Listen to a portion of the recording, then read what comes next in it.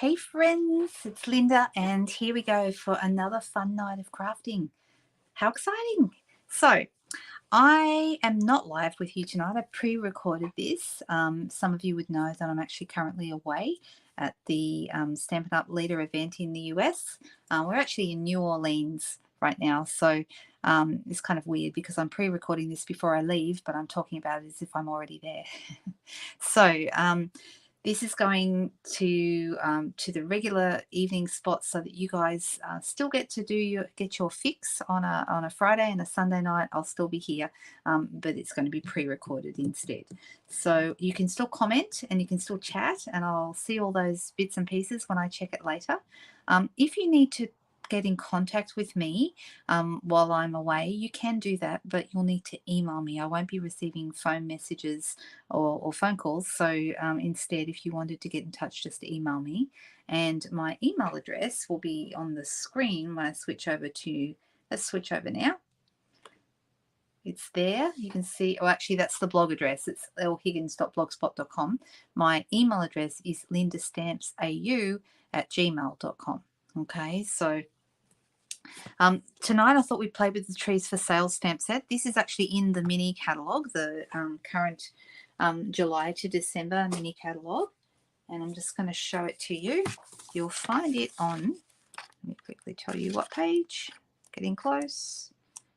There it is. It's on page 39 of your catalogue, and you can see it's got some really cute little trees. We've got a little puppy dog here. We've got some stars. You can make snow. There's some lights and some cute little greetings and a little sign that says Trees for Sale. And then in the celebration offering, which is the current gift with purchase special that goes until the end of August, there is also the Tree Lot dies. Now these are only available as a free item. You can't buy them outright. You can, the Trees for Sale set you can buy. It's $39, I believe, but the Trees for Sale stamp set is a freebie, and you will get this for free when you spend $180. Okay, so let's have a quick look at it. It's pretty impressive. The one that everyone really loves is this beautiful caravan. I'm not going to use that one tonight, but it's super, super cute. It's such a lovely set. And you've got all these little things to decorate the caravan with. You've got the like the wood paneling that you can put on it if you want to. There's a little wreath with bow. There's a banner, like a little a bunting kind of a thing here, and then you've got the dog die, which is going to cut the dog that's in the stamp set out, and you've even got the little sign that matches the Trees for Sale, the little Trees for Sale here. So it's a really cute set, and you can do a lot with it. I thought I might just have a little bit of a play around with it tonight, and let's see how we go.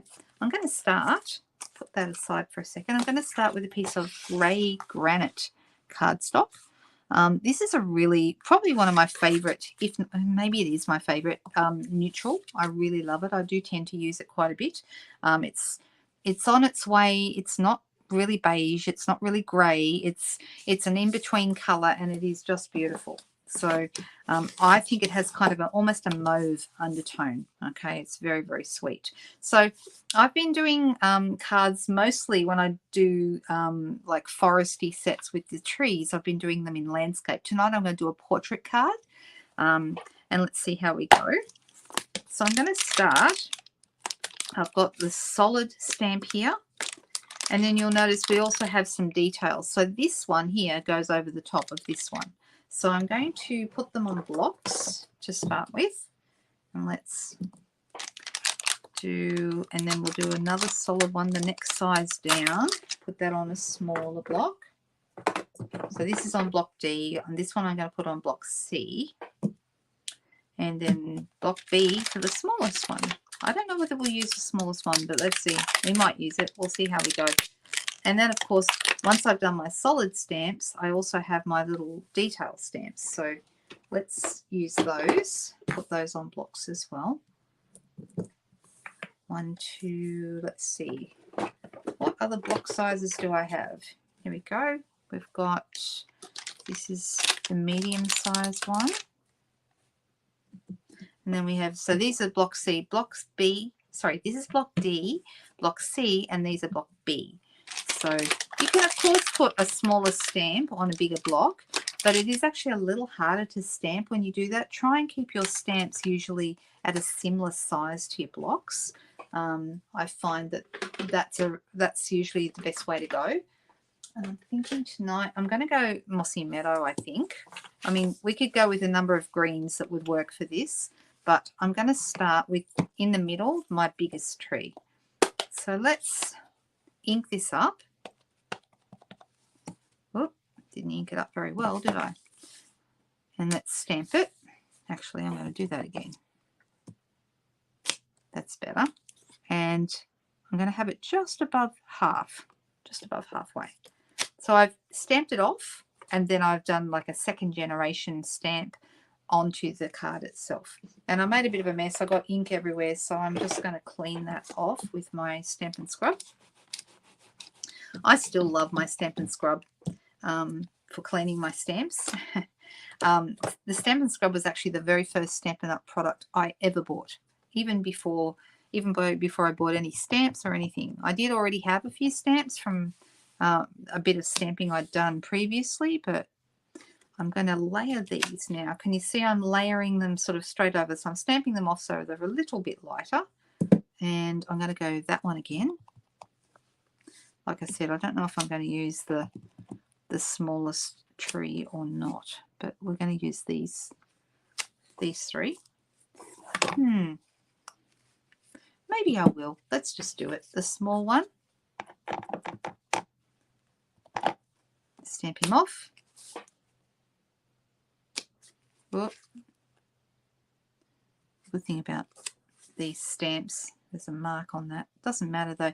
You're going to see that that's not going to make any difference at all. When we add our detail over the top, it totally hides any imperfections underneath. So I'm not worried about it. All right, so we've got kind of the biggest one, then the next two, the next size down, and the next size down again. All right, so now I'm going to use my biggest detail stamp, and I'm going to stamp the detail full strength. I'm not going to stamp this off. And it should give us some beautiful detail, and it does. And then the next one down.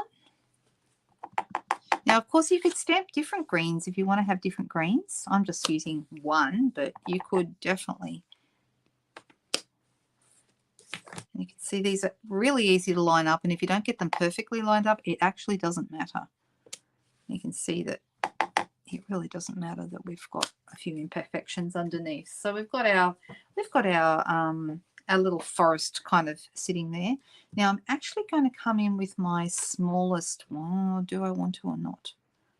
I'm deciding whether I want to add a few trees at the back or if I want to keep them just like that. I'm having a think. So I'm going to stamp this off twice. And I'm just going to, because I just want a little bit of a faint tops of the trees, stamp off twice. So I've got some more trees going at the, like they look like they're at the back. Can you see that? They look like they're at the back. And I'm going to do the same thing with the medium one. I'm not going to worry about the small ones. Stamp off twice. Making a mess on my paper, but that's okay. All right, so now we have some like little trees in the background, which looks kind of good, doesn't it? You like that? I think it looks rather nice. All right, so we've got some trees going on in the background. We need to make sure that there's something going on in the foreground, and I'm thinking we need a for sale sign for our trees, but maybe also a little puppy dog would be good. So let's start with our for sale sign. I'm wondering whether I stick to the same color. Maybe I do, or I could change the color a little bit. Maybe I will just stick with grey granite. So I'm going to use a different color ink. So my trees for sale set, I think I'm going to use soft suede because that's a nice medium brown, not too dark, not too light. It goes with a lot of things. Let's take this off and pop this one on.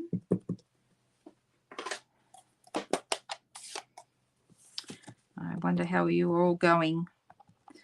I know it's been a bit of a crazy time leading up to this holiday, I've got to tell you. I'm trying to get it all done.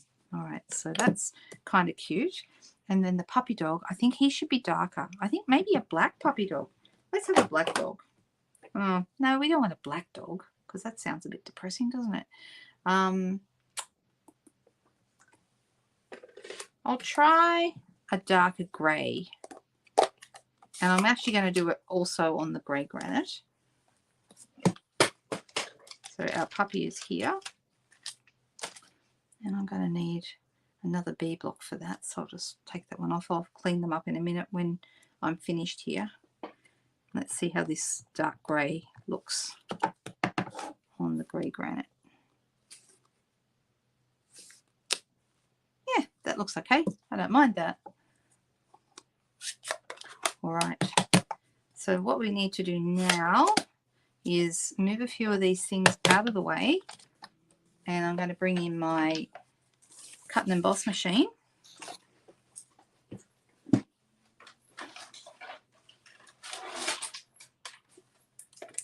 I'm just going to zoom out a little bit because otherwise it's a bit too close. You can't see what's going on. So let me just lift this up. You can see more of my messy desk, but that's okay. All right, here's our pieces. And here is our dies. So we need the puppy and we need the sign. Now, because I'm not actually with you guys tonight, I am only going to do one project rather than two, and I'll do the same again on the other nights. But at least I'm here, hey? And at least we all get to do a little bit of playing.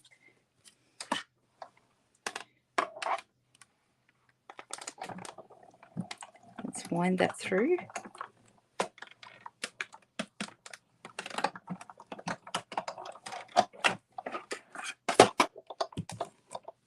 Move that out of the way.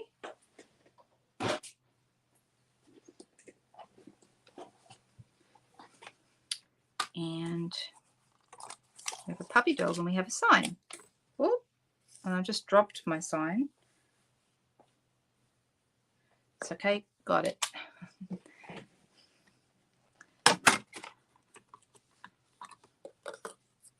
All right, so move all these bits and pieces. Now a sign is going to go here to the left,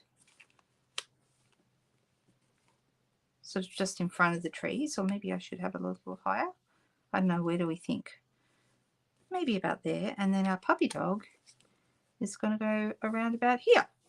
But I think they need to be on dimensionals. So I think for the puppy, definitely I want to use mini dimensionals. He's quite small. So let me add a couple of those behind here.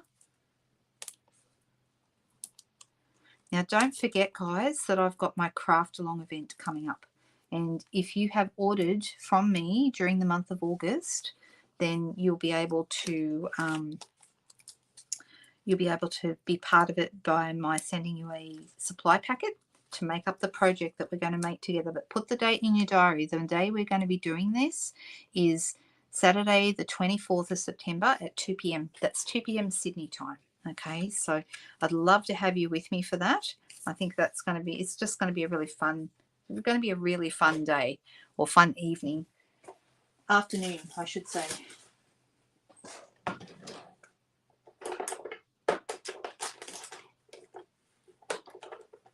Now I'm going to grab, what colour? I wonder if this will be too dark. I'm going to grab Night of Navy because I feel like it needs something, and I think it needs a little bit of action going on here in the sky. So I'm going to ink up my blending brush, and I'm actually going to come over the edge here, and I'm going to give it a little bit of colour.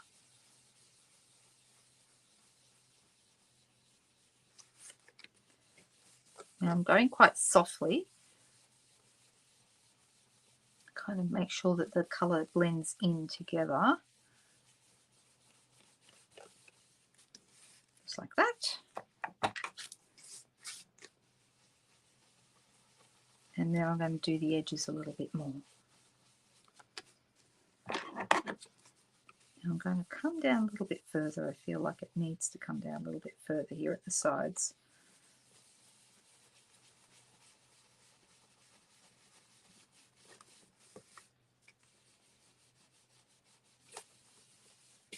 Just like that. That's rather nice, that blue, isn't it? Looking good. And down the bottom here, we need, at the very least, we need a greeting. So we've got some nice little greetings in here. We have a Christmas greetings, so very merry, and you light up the season. I think Christmas greetings is nice. So that's the one I want to have. And I'm going to stamp that in navy as well to bring a bit of this colour down into the bottom. So let's use a block. Pop this on.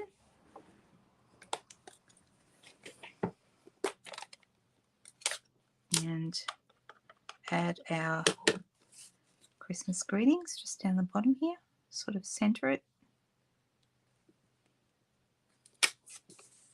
like this. Now I do feel like something needs to happen in the sky. We have a few choices of things we could do. We could add some white dots with a blender pen, or we could add we could do a little bit of stamping. We've got a few sets that have speckles, or we could even use these little guys here. And I'm wondering if we might just do that. I think that might be good. So let's add some little stars. And I'm going to use block A for these because they're tiny, tiny, these little stars. So just this little tiny A block. Now, if I'm going to emboss these, and I'm thinking that might be rather nice, we might do, we could do white or we could do silver. I think maybe silver would be really lovely.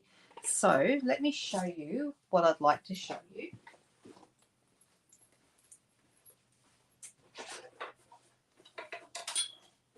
We have a new kit. This is called the Embossing Editions Toolkit. Okay, now Judy was talking about this a few weeks ago and telling me how fabulous she found it. Let me show you what's in the embossing kit. This is in the mini catalogue as well, and it's a super cute little thing. So you've got your little tray. Some of you may remember these. We've had them in the past. It's got a little plug at the end, so when you do your embossing in here and no mess ends up on your table, and then you unplug this at the end and pop it straight back into your embossing tub, so you have no mess and everything is contained, which is great. You also have this little brush. Okay, it's a really nice little brush, actually, perfect for getting rid of all the powder and making sure it all goes down into the funnel. Or you could also use it on your cardstock to remove any stray bits of embossing powder if you have any. So that's the first thing that's in here. The next thing that's in here is these little reverse tweezers. Love these. Push them together for them to go apart, and they're super, super good. Okay, great for holding your project so you're not going to burn your fingers. Really, really cute little thing. Then the last thing is something that we used to have and we've been missing it. We have missed it so badly. And this is an embossing buddy. And some of you may have had one of these before. Love, love, love an embossing buddy. So basically we've got powder inside, okay, and the whole point of them is that you run them over your cardstock before you emboss, and you won't have little stray bits of embossing powder sticking where they shouldn't. Okay, it's great for getting rid of static electricity. It's also really good to run over something that you've done some stamping on, because it will actually remove any stickiness, that embossing powder, you don't want that to stick to. So for example, if I put stars in the sky here and try and emboss it, because I've just added ink to this with my blending brush, the blue ink, the navy ink, that means that there's a possibility it may stick to that. So what I want to do is I want to rub this over, and that's going to get rid of any of that so that any of my stray powder won't stick there. So I'm just going to rub it over from both directions, and then I'm going to pop that back in there. I'll need this and I'll need this, and I'm going to stamp these first. Now what am I going to stamp them with? You could stamp them in any pigment ink, not a dye ink. Okay, now in our case the pigment inks that we have usually would be white craft ink or clear Versamark ink. Versamark ink is fantastic for embossing, and it's my preferred option. Let me just open this up. Okay, and so when I stamp these, you're not going to see much happening, and you're going to think, well, what's the point? Because it doesn't really look like anything's going, but I promise you it is stamping. Okay, but Versamark is clear, so you really don't see it very much. I'm just wondering, that might be enough. I've just done 4 little, like 2 here and 2 here. And now what we're going to do is we're going to grab our silver embossing powder. I'm going to pop this into the tray. So I'll go that way. And I'm going to grab some silver embossing powder.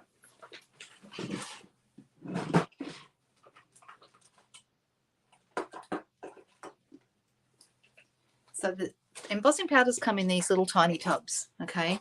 So I normally do my embossing in a container, but now that we have the funnel, that's even better. So I'm actually going to pour this over those stars that we just stamped. And you can be quite liberal with it. And then I'm going to pick this up and I'm going to tap it off. And as you can see, everything's contained in here, so we don't have any mess going on. And it only has, the powder has only stuck to the stars. Can you see where they are now? But they're not very bright or exciting. But now that I've finished with this, I can take the end off and I can pop this straight back into my tub. And I'm also going to grab my brush. You can see what I'm doing here. And I'm going to make sure that all the powder goes in. So for those of you who find when you're doing embossing that you end up in a big mess, this is going to be your solution. Isn't that cool? Right, put the lid back on just so we keep it all together. Recommend that you always put the lid back on even when it's not in use, because that way you won't lose your lid. There we go. All right, now the next thing I need to use is my tweezers, which I've just put down and misplaced. Goodness me, where did I put them? They were just here, right? Oh, they're right here. Goodness me, I can't see them right in front of me. Who does that? Everybody does that. Okay, so the good thing is once you open the tweezers and put them where you want them, you can just hold it now. You don't need to keep pushing because they're, like I said, the reverse tweezers. So now, of course, we need to bring in our heat tool.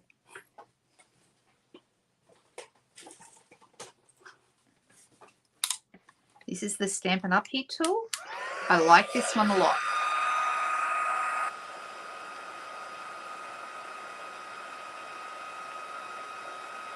So we just heat it until you see the powder start to change. It'll go shiny.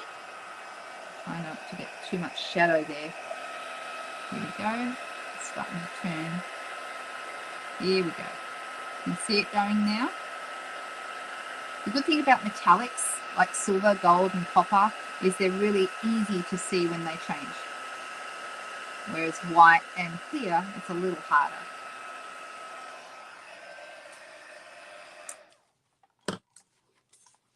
Now, doesn't that look nice? Can you see how shiny it is? That's cool. All right.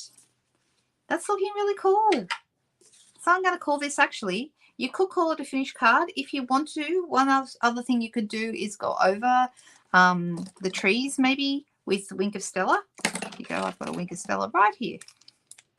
And that would be an extra step that you could run some Wink of Stella over the detail of the trees if you wish, just to give them a little bit more shiny sparkliness. Now, if you want to add bling, if Jody, if you're watching, if you want to add bling, I would probably go with silver to match in with my embossing. But you don't really need to because you've got that lovely embossing shininess. So I don't know if you can see that there, but now we have shiny Wink of Stella. Can you see it? Kind of see it. There you go. You can see it. So if I was going to add any more bling, I'd probably use my festive pearls here, and I would just pop them on. The silver ones. So if I was to add one here, maybe. and maybe one here. And I don't know, maybe one here. There we go. Just for fun, we've added some of those. So I hope you like that tonight. I know that this is a bit of a shorter session than usual, but it's still a lot of fun, and it's fun playing with the embossing kit and also with some interesting little techniques that we've used on this otherwise very simple card. And I hope you like it. Have a fantastic night, guys. Thanks so much for spending a little bit of time here with me, and I will see you again in a couple of nights' time. Thanks, guys. Bye.